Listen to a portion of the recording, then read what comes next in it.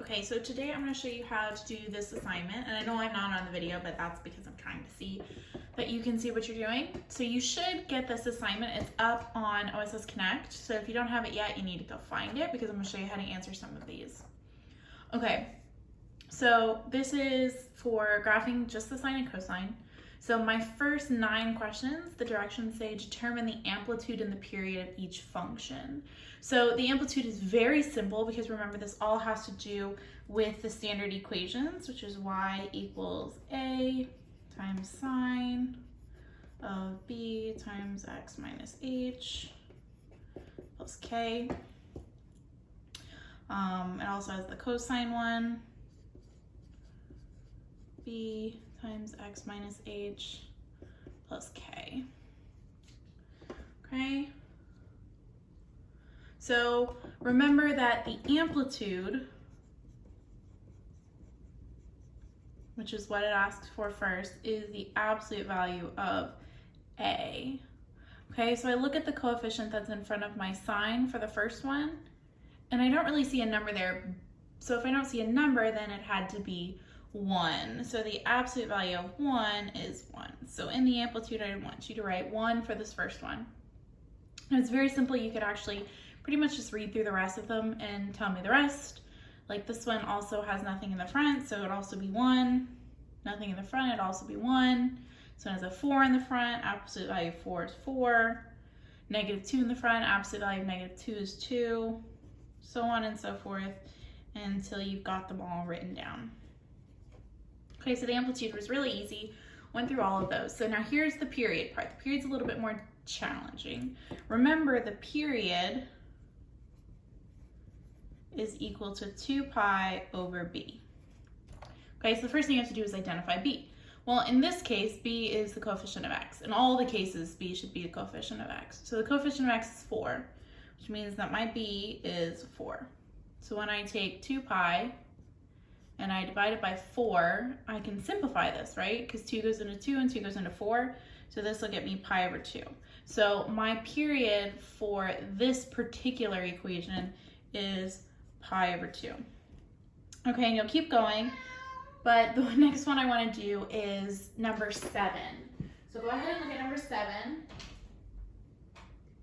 And this one I want to do because it's got a fraction on it. And fractions scare you guys. So I'm going to do that one next. So in this case, I have to still identify b. Well, that's very easy to find because it's still the coefficient of x. So b is 2/3. Okay, so to find my period, it's 2 pi divided by 2/3. Okay, but this is a whole number divided by a fraction. I don't want to leave it like this, so I'm going to keep change flip. I'm going to keep the 2 pi, change it to multiplication, and flip it to 3 over 2. Okay, now I have 2 pi over 1 multiplied by 3 over 2. I have a 2 at the top and a 2 at the bottom, so those will simplify. So pi times 3 is 3 pi, and 1 times 1 is 1. So 3 pi is my end period. Okay, and you're going to have to make sure to do that for all of these. I understand that some of your periods will end up as negative when you do the calculations for them. Most of these are symmetric over the y-axis, so you could tell me the positive period or the negative period, and I will still mark you correct. So keep that in mind for these periods. Preferably tell me the positive just so we can save us some time. So number 9, please tell me the positive period. I understand this is negative 2 pi, but I still want the positive period. Okay, so the next thing, it says give the amplitude and the period of each function graphed below, then write an equation. Okay, now there will be 2 options, at least 2 options for each of these equations, because you can use the sine or the cosine depending on if you shift it appropriately. So I'm only going to do this first one with you. Okay, and I'm going to point out a few things that when this prints out or shows the PDF, it's not very clear, specifically for number 12. So for number 10, I have to tell the amplitude. Well, the amplitude is the distance between the midline and the maximum or minimum, or I could just take the full distance between maximum, minimum, subtract, and divide by 2. So I go from positive 3 down to negative 3. So 3 minus negative 3 Minus a negative is the same thing as adding a positive. So 3 plus 3 is 6, and then I just have to divide that by 2. And I get 3. So the amplitude is 3. Okay, so your period is going to be the length it takes to encompass an entire section of my periodic, an entire unique section. So in the case of sines and cosines, that will be one upwards hill and one downwards hill. So my period is from here to here. Okay, because as you can see, I have one upwards hill, one downwards hill. There's one completed period. All right, so I just need to know this one's length. Okay, this pi is supposed to be indicative of exactly what the x value is, but it's so poorly placed when this was graphed. Okay, well, here's 2 pi. So if this is 2 pi way over here, then that indicates that this right here is the pi. Okay, so this went from 0 to pi, so your period is pi. Okay, and you have to take all of these things into account when you're doing this. Now, if you remember what the parent functions look like, or even just what the unit circle is for both the sine and the cosine, you're gonna understand that I want this one to be written as the sine, because if it's the sine of 0 is 0. So it fits with the origin and I'm all good. So I'm gonna pick sine, and I know my amplitude is 3. So here are the general equations. Remember, you're gonna need them. So I know what A, H, and K are. Okay, I didn't move this up or down, and if in the case of sine, I didn't move this left or right. So H is 0, K is 0, and then I have A, and I can figure out what B is. Okay, so if 2 pi over B is the period, okay, and I know my period is pi, right? What did B have to be? So 2 pi over B is pi. Well, this tells me that B had to be 2. Okay, so now all I have to do is just plug all this information in, and I have my equation. So I'm gonna say y equals, because this is supposed to be an equation. So y equals 3 times sine of 2x. Okay, because h is 0 and k is 0, I don't have to write anything in for them. Okay, and I'm done. Okay, there's my first one. Okay, number 11, the pi's are pretty well easy to understand, but number 12 is not so much. This one goes a little bit weird again. Okay, so this right here is supposed to be the 4 pi. Okay, which means that this right here is 2 pi. Okay, so if you stick to the right side, that one's all set. But if you focus on the left side, here's your negative 4 pi, and here would be your negative 2 pi. Okay, so keep that in mind when you're doing these two. Do I want to do a cosine one? I'm going to leave the cosine ones. If you have trouble with it, I'll be on the live tutoring session on Wednesday, so I can definitely help you with it. Oh, well, today is supposed to be Wednesday. Okay, well, if you have a question about them, I will help you with it happily. Just go ahead and ask me, okay? So going to the next page. Okay, for this one, it says give the amplitude and period of each function, then sketch the graph of the function in this interval using the key points of each function. Okay, so everything's been defined on here, but I need you to be extra special careful because this is on a regular XY plane, but the sine and the cosine don't follow regular XY numbers. So they've identified all of the pi's that you may need, pi over 2, pi, 3 pi over 2, 2 pi, because that's pretty much exactly what you're going to need to be able to graph a sine and cosine. So be extra special careful when you're graphing those. Don't follow the 1, 2, 3s that you see on this x-axis. Follow the pi over 2, pi, 3 pi over 2, 2 pi, okay? So for my first one, actually I'm going to do a cosine one, so I'll do 15 with you guys because I haven't done a cosine yet. So it says 2 times cosine of x. So the amplitude is the absolute value of the coefficient of cosine. So the amplitude would be the absolute value of 2, which is 2. Okay, and my period is 2 pi over b, but I don't see a coefficient for the x, which would be the b, so it's 2 pi over 1, which is just 2 pi.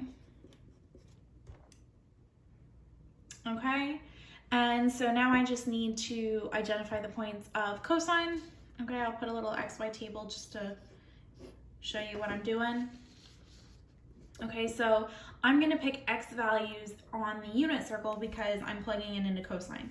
So I'm gonna pick 0, pi over 2, 3 pi over 2, pi. See that? Already messing up. Pi, and then 3 pi over 2, and 2 pi. Okay? Now, these are usually pretty symmetric, so if I have to the right, I usually have to the left. Okay, so if I plug this in, cosine, I'll just write this down here, 2 cosine x. Okay, so if I plug in 0, cosine of 0, if you check it, is 1, and 1 times 2 is 2. And then pi over 2, cosine of pi over 2 is 0, and 0 times anything is 0. Cosine of pi is -1. -1 times 2 is -2. 3 pi over 2, if I plug that into cosine, cosine of 3 pi over 2 is 0, and 0 times 2 is still 0. Cosine of 2 pi is 1, and 1 times 2 is 2. Okay, so I have some points and I'm going to plot them. So at 0, I'm at 2. At pi over 2, I'm at 0. At pi, I'm at -2. Notice I'm a little to the right of the axis because I'm doing from pi, not from 3. Okay, and then I'm at 3 pi over 2, which is at 0. And at 2 pi, I'm at 2. Okay, and the cosine is perfectly symmetric over the y-axis, so we don't even have to find the rest. I just need to go an equal distance. So if positive pi over 2 is 0, negative pi over 2 is 0. If positive pi is -2, then negative pi is -2. Cosine is nice like this. And then 3 pi over 2 is 0, so -3 pi over 2 is also 0. And -2 pi will have the same value as 2 pi, so it'll be a +2. Okay, and then here's my graph. So all I have to do is finish graphing it. Connect the dots. Remember, this is a curve. Make sure to graph it as such, or you'll lose all your points. Okay, and then here's my cosine, or 2 cosine of x. Okay, so the next two are going to go very similarly. Okay, but these, instead of having the 1, 2, 3 on the x-axis, these only have the pi's. Notice that this one is pi over 4, pi over 2, 3 pi over 4, and pi. They changed the period on this, okay? And they did that for a reason. They did that because your overall period will change. So be very careful with your calculations. Make sure you're really checking your unit circle because you're definitely going to need it. Okay, the same with these two. These two are the same as previously, so I'm not going to do those specifically. Okay, so I'm down to these last 3 questions, okay? And it says, find an equation of the sine function with an amplitude of 4 and a period of pi. So if I know my amplitude is 4, then A has to be 4, okay? And if my period is pi, then that meant 2 pi over B is equal to pi, which means that B had to be 2, okay? So as long as you give me an equation where A is 4 and B is 2, I'm gonna mark you right, as long as it's a sine function. Do not give me the cosine function, okay? So for 22, is find an equation for the cosine with this amplitude and this period, okay? Well, now it's a cosine. I know what A is. It's 3/5. Okay, but my period is a little weird. It's 3 pi over 2. Okay, so 2 pi over B equals 3 pi over 2. Okay, this is a fraction equals a fraction. I recommend cross multiplying and solving for B. Okay, so if I cross multiply, okay, you get 4 pi equals 3 pi times B. Okay, the pi's will cancel. I've got one on each side, and you'll end up getting that B is 4/3. Okay, and then from here you can make your equation. So it says find an equation for the sine function with an amplitude of 5 and a period of 3 pi.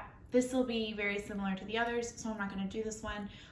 You do have some pretty much free reign. As long as your A is 4 and your B is 2, for number 21, I'm pretty much going to mark you right as long as it's a sine function.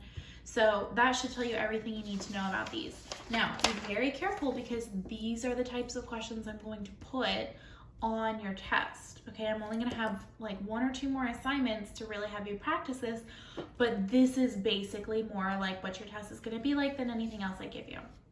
Okay, So if you have any questions, this is the point where you start asking me through Microsoft Team, and I can answer anything you need.